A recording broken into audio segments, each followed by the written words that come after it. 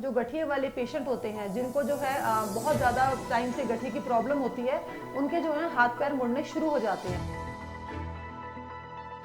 बीमारी से लड़ने वाले सेल्स, जो इम्यून सेल्स होते हैं, वो हमारे जॉइंट्स को हार्म करना शुरू कर देते हैं। जो हमारे जॉइंट्स की जो लाइनिंग होती है, जो लेयर होती है, उसको जो है इफेक्ट करना शुरू कर देते हैं।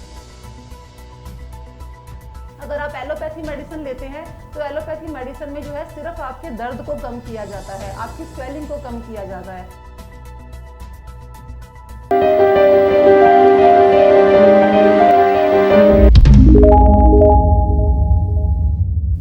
नमस्कार, मैं डॉक्टर वंदना, डॉक्टर शारदा आयुर्वेदा लुधियाना।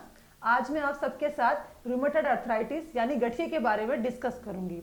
अक्सर आपने देखा होगा जो गठिए वाले पेशेंट होते हैं, जिनको जो है बहुत ज़्यादा टाइम से गठिए की प्रॉब्लम होती है, उनके जो है हाथ पैर मुड़ने शुरू हो जाते हैं, उनके हाथ पैरों में जो डिफॉर्मिटी आ जाती है।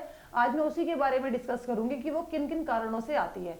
सबसे पहले मैं आपको बताना चाहूंगी कि जो रूमेटॉइड अर्थराइटिस होता है वो एक ऑटो इम्यून डिसऑर्डर होता है। इसके अंदर हमारी जो बीमारी से लड़ने वाले सेल्स, जो इम्यून सेल्स होते हैं, वो हमारे जॉइंट्स को हार्म करना शुरू कर देते हैं। जो हमारे जॉइंट्स की जो लाइनिंग होती है, जो लेयर होती है, उसको जो है इफेक्ट करना शुरू कर देते हैं।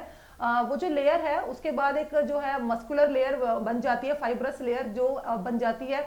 उसके कारण जो है हमारे आसपास के जो जॉइंट्स की जो लिगामेंट होते हैं, जो कार्टिलेज होता है, वो डैमेज होना शुरू हो जाता है। हमारी जो बोन होती है वो घिसना शुरू हो जाती है, जिसके कारण जो है गठिए के पेशेंट को पेन, स्वेलिंग रहना शुरू हो जाता है। तो यही जो रीजन होता है जिसके कारण जो है आगे जाके हमारे डिफॉर्मिटी, जब स्वेलिंग बार बार लगातार बनी रहती है, उसके कारण जो है हाथ पैर मुड़ने शुरू हो जाते हैं, जिसको हम एब्डक्शन कहते हैं। क्योंकि बाहर की तरफ को हाथ मुड़ जाते हैं, बाहर की तरफ को जो है पैर मुड़ जाते हैं, घुटनों की समस्या भी आ जाती है, घुटने भी जो है बाहर की तरफ को निकलने शुरू हो जाते हैं।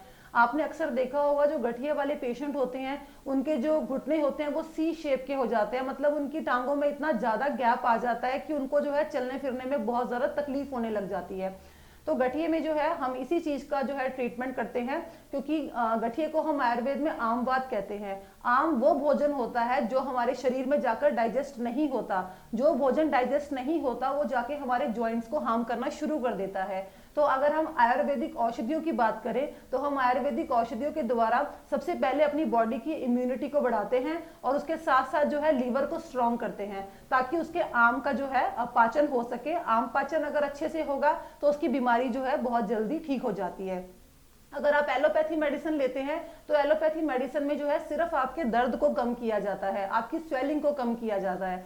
अगर आप मेडिसिन छोड़ देते हैं, जैसे अगर आप एक दिन भी मेडिसिन लेना अगर भूल जाते हैं, तो आपकी जो कंडीशन है वो पहले से भी ज्यादा खराब हो जाती है, आपको बहुत ज्यादा पेन रहना शुरू हो जाता है। साथ के साथ जो है आपके लीवर पे बहुत ज्यादा इफेक्ट पड़ता है, आपकी किडनीज पे जो है बहुत ज्यादा इफेक्ट पड़ता है, और फ्यूचर में जाकर जो है आपके जो ज्वाइंट्स हैं उनमें डिफॉर्मिटी रहनी शुरू हो जाती है, आपके हाथ पैर जो है बहुत ज्यादा मुड़ जाते हैं। तो वो सबसे जो है सीवियर कंडीशन में प्रॉब्लम आ जाती है।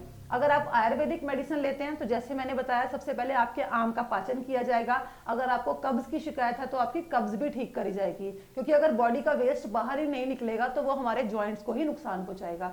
तो आयुर्वेदिक औषधियों से जो है हम इम्यूनिटी को बूस्ट करते हैं और आपके लीवर को स्ट्रॉन्ग करते हैं, ताकि ना कि आपके लीवर पे कोई इफेक्ट पड़े ना, और आपकी कोई किडनी पर भी इफेक्ट ना पड़े। तो इसीलिए जो है हम आपको आयुर्वेदिक ट्रीटमेंट ही सजेस्ट करेंगे।